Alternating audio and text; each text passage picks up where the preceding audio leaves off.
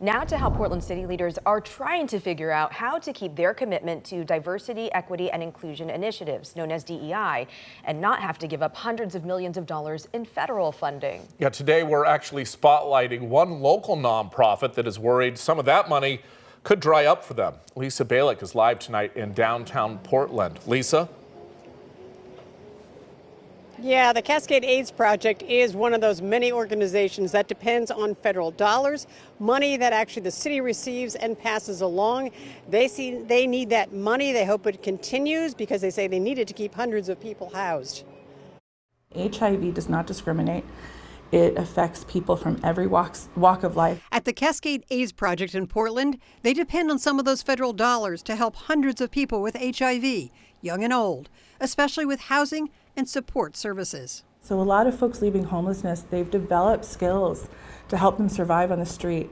And those skills don't always perfectly translate into how to stay housed, how to be a good neighbor, how to work with the landlord. And so housing case management helps us help them develop those skills. One grant in Jeopardy in particular would help about 600 people. This is one of our largest grants. This serves so many people.